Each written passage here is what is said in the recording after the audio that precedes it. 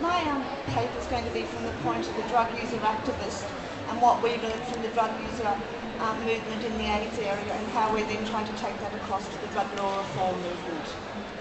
The AIDS movement was a unique social phenomenon that I doubt any of us will see in our lifetimes again.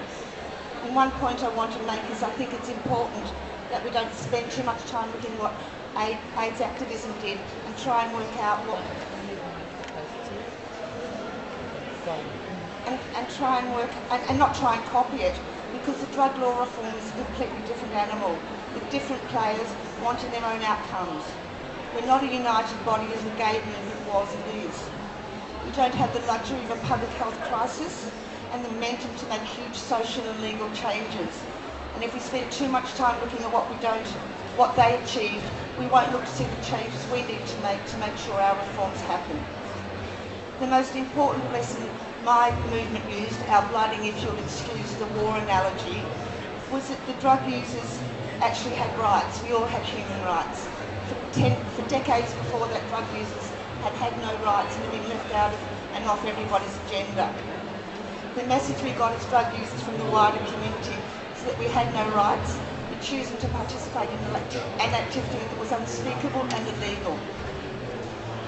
One aspect that didn't change was the way the drugging. And then suddenly in the 1990s, because of HIV, we were invited into meetings, we were on government committees, we were getting funding. So rather than being pariahs, we had something to offer. One aspect that didn't change was the way the drug and alcohol sector continued to view us. The drug and alcohol sector has always pathologised us and continues to do so, and they can't get their heads around having the drug users as their partners in anything. And it was quite confusing, and it still is, going from one meeting to another. In the HIV movement, we're accepted as partners with something useful to offer. In the drug movement, and even in the drug law reform movement, we're still fighting for a seat at the table. But we had a taste of being in control of our destinies with the HIV movement, and we won't go away. We're still there, and we're still hoping for some outcomes. We very early understood the main difference was that in HIV/AIDS that we were the third wave. We were going to affect the wider community, and while that was an issue for the government, they would sponsor us and they would bring us into committees and things. And in the first world, when AIDS became less of an issue in Australia, Britain and places like that, our funding was reduced and our participation was cut down. We had hepatitis C as an epidemic that we realised once that it was more of a problem for our community than HIV. But trying to get funding for hepatitis C was a real issue, but the lessons that we learned from the AIDS community stood us in really good stead. Community participation, just keep knocking on doors, and we managed to get some funding, but our funding has always been about blood-borne viral transmission. It's been about health outcomes. It's been about us costing the community money. It's never been about what we need to do as a community. So the essential difference we have with drug law reform is we're dealing with members of the community that people don't like. People don't like drug users. There's no crisis as far as the general community can see. There's been a war against us for years and years. So if we're dying, that's what happens in wars. We're just part of the collateral damage. And the drug law reform movement has so many different agendas.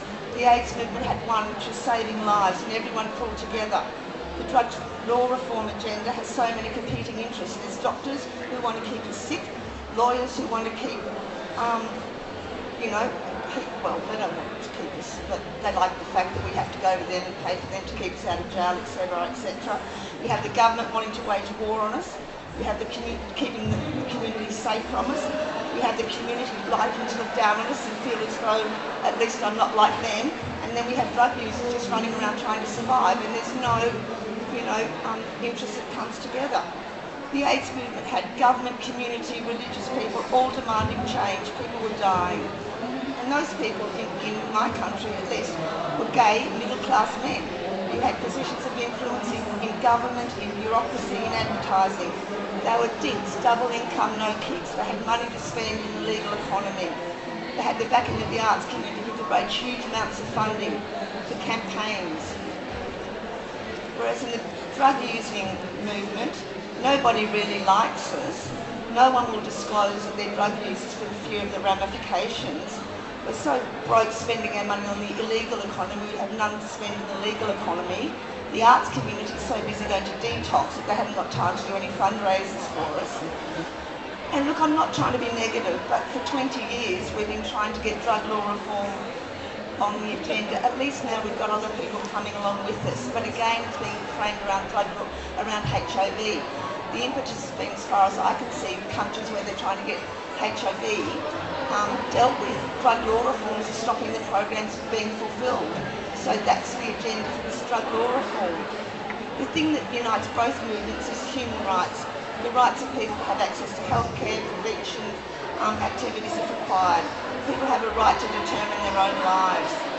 What the drug law reformer needs to learn is to treat drug users as full citizens, not treat us like disabled people. They need to change the way they provide our drug treatments. They need to change the way they speak about us. We need to stop being locked up for crimes. The way drug users are framed has to be addressed. While we're being spoken about the way we are spoken about, the rest of the community won't change their attitudes.